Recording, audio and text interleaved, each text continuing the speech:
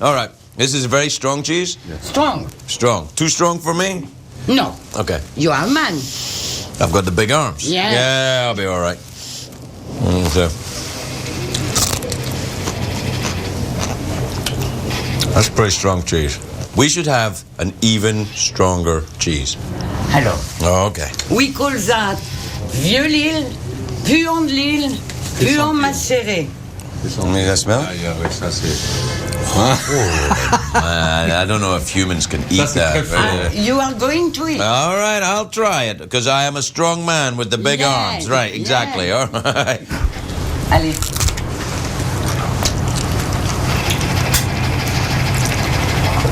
It's particular.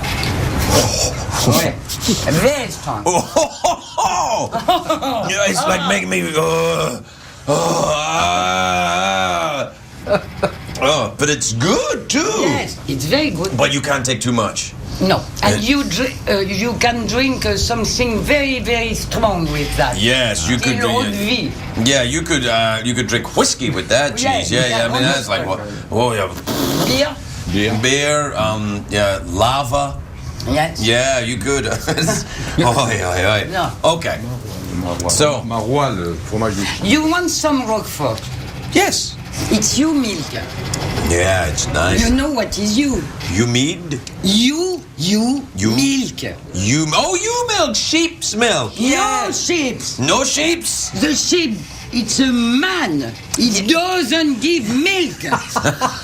You understand that? Yes, but the type of animals, the sheep and No, it's you. The sheep, the you sheep. No, the you is the woman of the sheep. Oh, that's what I said.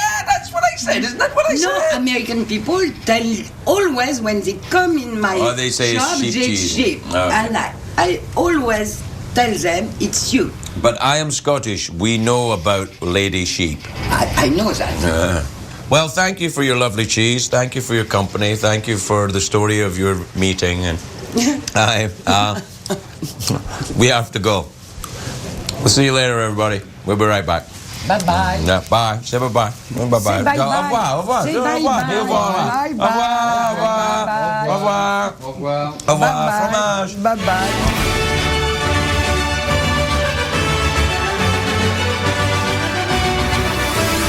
On the bus. So, Yeah. CBS kind of sprang for this giant bus. I like the giant bus. I don't quite know why they gave us a giant bus and they put a picture of me on it, but they didn't put a picture of you on it. Oh, I hadn't noticed that. I think you had noticed that. I think you were being a little passive-aggressive about the whole you not being on the bus thing. No, it didn't bother me at all, Craig. All right, I'm not on fine. the side of the bus. Fine, okay, so the next bus will just be you on it, all right? Yeah, that's Yeah, when we fine. go to a different country. Look, it's a giant Craig Ferguson on the side of a bus. Yeah. Wow.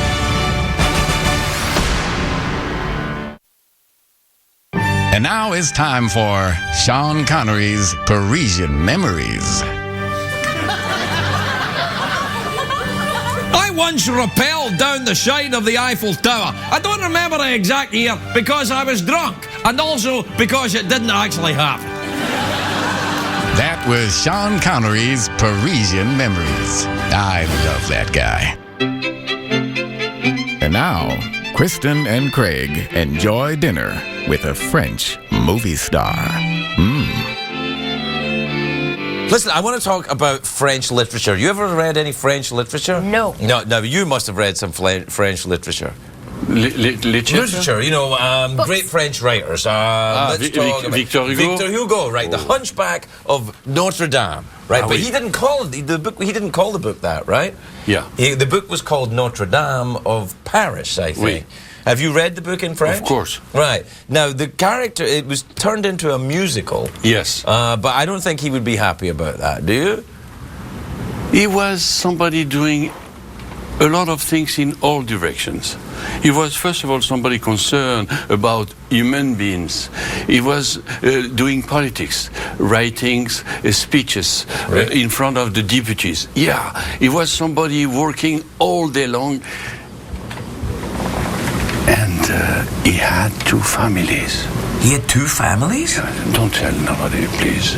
I won't tell anyone. Victor Hugo, there are a lot of French people here. Right. Victor Hugo had two families. But not at the same time? At the same time. Did they know of each other? I think yes. He was a bull. Right. And he used to write standing up, not sat at the table.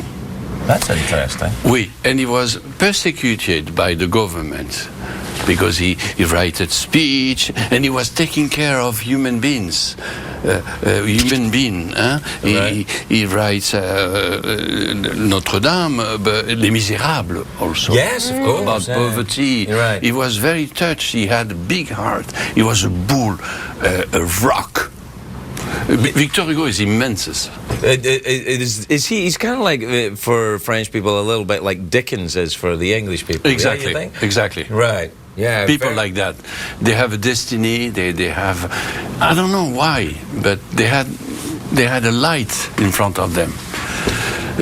Hugo is the best for me. Yeah, I don't know much about French literature, but it seems to me that they kind of had it figured out. Because Voltaire, I know, said my favorite quote of all time. Which is, I may not believe in what you say, but I'll fight to the death for your right to say it. Right, yeah, that's which I just think that's just very forward thinking. Yeah. Who is it? In French literature, I don't know if this is true, perhaps you can help me. They say that during the French Revolution, that the revolutionary propaganda was couched in pornography. That what they would do is that they would write, because the aristocracy didn't take popular and pornographic writing seriously, they wouldn't look at it. So propaganda and inflammatory literature would be inside. That's why the Marquis de Sade wrote in the form that he wrote, like with all the kind of scary, sexy stuff, because it was also hidden from the view of the aristocrats. Is that true, or am I making that up? It is true, because it is the way to shock people. Oh, the shock value as well. Publicity. We haven't not invented publicity. Publicity comes from the ancient time. Yes. The way to shock people, it is, to caricature people. And pornography, it's a part of a caricature. When they draw people with big nose, creating, like that. They were shocked in front and stopped, and the message will go to the. Am I enough clear? Yes, I think so. I think that I think that it makes me feel bad for the pornography today. It is not that they like pornography. It is pornography can be something to shock people. But don't you think that they it comes from the nobles people. Noble people? Oui, because the noble people, they wrote the basis of revolution wrote by Saint-Just. That's the one who wrote the basis of revolution, was a noble. Oh, really? Of course, because the people they weren't educated. They had no quality to write any rules on a paper. They were the nobles who create the end of the nobles. Oh, that's interesting. Saint-Just was the one who wrote. So if you believe there was a hidden sort of agenda in pornography of the past, do you think that there's any hidden message in it today? I've watched a lot and I haven't seen any. Have you seen any pornography, contemporary pornography? No, because I'm not interested in that kind of... Well, how do you know there's not a great revolutionary message couched in perhaps Debbie Doing Dallas or something? I went to school, and so they said... hidden in the what's that? Don't do that. Hidden in the messages, pornography messages. You're gonna touch people. I'm sorry. No, I think it's pretty good. I don't have enough words. No, you have plenty of words, and you've got that thing. I don't think you need a lot of words. If you ever can't think of the word, just resort to this. It gets the point across. Well, we have to take a break. We'll be right back. We'll be right back, everybody. Wow. Yeah.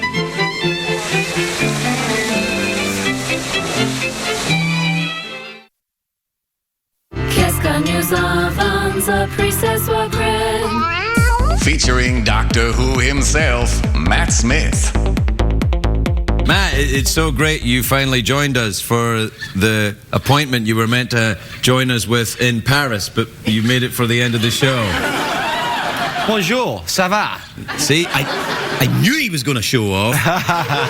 You go to Paris a lot, don't you? I've been to Paris, but recently. Really? It's funny because I remember trying to get in touch with you when we were in Paris and you were unavailable, but yet, when we've returned here to California for the evening, you are available. Would you like to come back to Paris with us tomorrow? Oui. I don't know what that means. What does that mean, Jeff? No idea. It's very self-centered. I haven't learned enough French to know what that is. How often do you go? Well, not that often. I went actually for Fashion Week. And not just Fashion Week, but... Rabbit fashion? Yeah. They have their own Lapin Fashion Week? Yeah. All the little rabbits are dressed in little outfits? Oui, oui, oui. And it was couture Fashion Week. Oh. Expensive rabbit costumes. Exactly. Yeah. And yeah, so and I went with the missus. Ah, I see. Your lady friend, your girl, you're her inside the doors. Is Ma honey. Yes. Is she French then? No. I don't understand what that means. I don't know what that means. Does Jeff speak French? I don't know. You should ask him. Ça va, Jeff? Baguette. Oh, I've got a great way how we can get back to France in time. You two stay there, talk amongst yourselves. I'll be right back. Stay there. Right. So, it's good to see you, man. Oh, it's good to see you too. Hey, Yeah. I love what you've done with the Oh, thanks. the hair, dude. All right. Hey, that's the way to do it. Do you get tired of people doing that Doctor Who stuff? Never. Really? No way. Especially not when it's from you, Ferguson. No way. I see. I love Doctor Who very much indeed. But what happens is when I see you in Doctor Who and you go inside here, Yeah. it makes. Don't pick your nose, man. I'm merely rubbing the outside. It's No, you're not. You did that. You did that driving thing of like you're picking your nose and then somebody sees you and you pretend you're rubbing the outside. It's what they do in France, man. That's Come true on. what they do in France. It's true. I've seen that done in France. It's a French delicacy. You've gone too far. I know. You've gone too far. I'm reining it back in. Cross the line, man. Yeah, Sorry, you dude. crossed the line. Don't hit me, Jeff. Yeah, well, you have to stand a bit closer if you want him to hit you. His hand is worryingly close to my crotch as well. yeah. So Yeah. I don't This know if sounds worrying is the word. I don't think he's worrying, and I don't think you're worrying either. Exterminate! Exterminate! We gotta go. Good night, everybody.